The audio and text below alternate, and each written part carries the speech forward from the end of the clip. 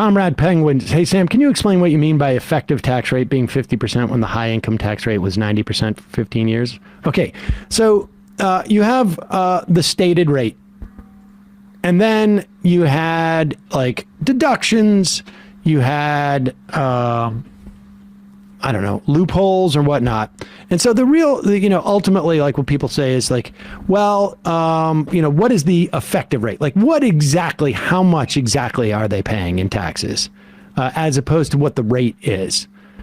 And there's always a disparity. We have a corporate tax rate, but if you look at like, well, here's a perfect example. Supposedly, state tax rate in Wisconsin, 7.25% for trusts. Not exactly sure what it applies to, but I give you Ron Johnson. Ron Johnson, senator from Wisconsin. Look at this report. This is pretty funny. Ron Johnson has a trust fund that he started back in 2011. He may have started it before then, but they've been able to go back and look at what kind of pay. It's an irrevocable endowment trust. Now, I don't know much about an irrevocable endowment trust. He set it up in his kid's name. It may vest in them at some point, or it continues to pay out income. And it also just very conveniently bought an apartment for the trust in Washington, D.C., which he then rented, which is another way of basically probably skirting around how you can fund the trust. And I don't know if he paid market rate or what, but I'm sure they got away with what they could get away. So it paid taxes, and I don't know how much is in there, but it sounds like a lot. It paid between $400,000 and $920,000 annually between 2011, when Johnson was sworn in his first term as U.S. Senator, because that's probably they only have records. They can't see his taxes before then, maybe. In 2015. And then 2016 hit, and something super interesting happened.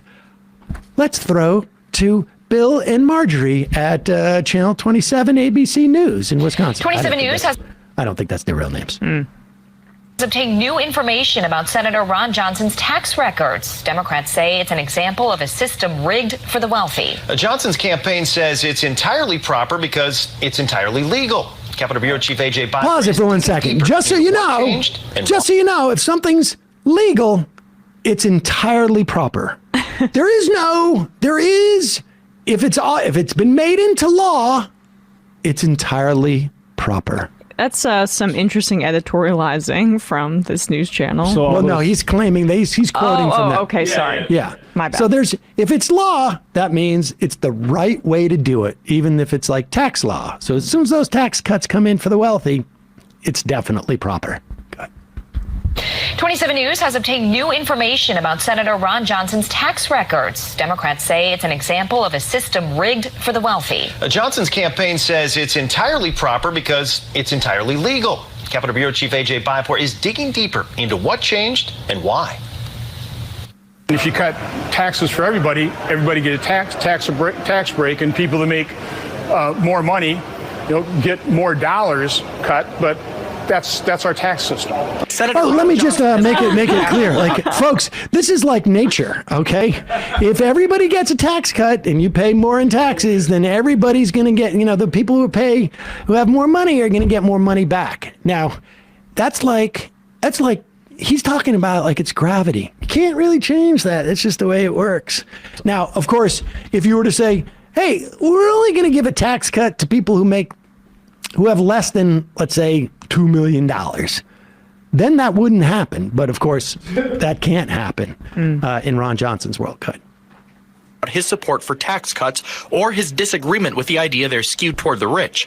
Democrats feel differently. They see something deeply unfair when they look at state tax records showing the trust fund Johnson set up for his kids paid $0 in state taxes going back to 2016. We know that the system has been rigged by people like Senator Johnson, for people like Senator Johnson, for way too long. 27 News requested the tax records from the state going back to 2010 when Johnson was elected to the Senate. Shortly after his election, the trust fund bought a $1 million house in Washington, D.C. Reports later noted Johnson then rented that house while staying in Washington. Between 2011 and 2015, the trust fund had state tax bills ranging between $400,000 and $920,000. Then it went to zero.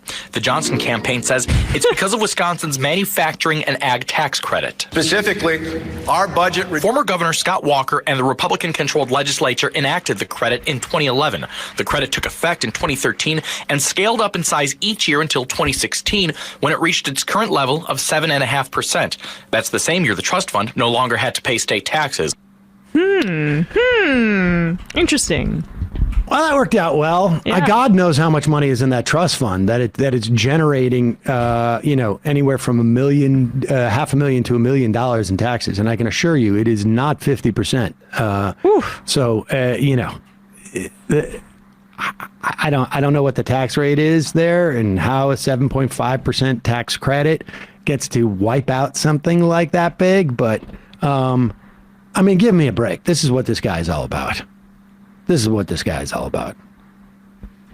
just nuts. That is an incredible amount of money in there. But understand, it's good and proper. that's the way the system works. There's no other way to do it. It only exists in one way. This is the way it was birthed out of nature.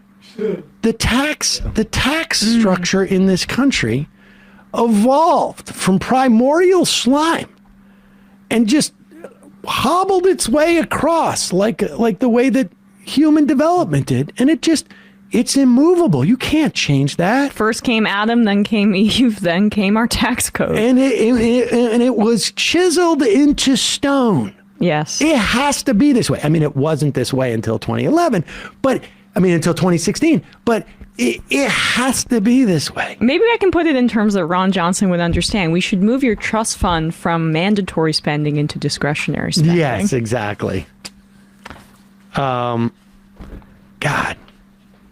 It's just the complete lack of shame I am awed by in many respects. I'm like awed by the complete lack of shame that's associated there. I feel like it bounces out with like hundreds of thousands of dollars and nice profit per year. Yeah, that kind of dulls the edge of the shame, right? Yeah.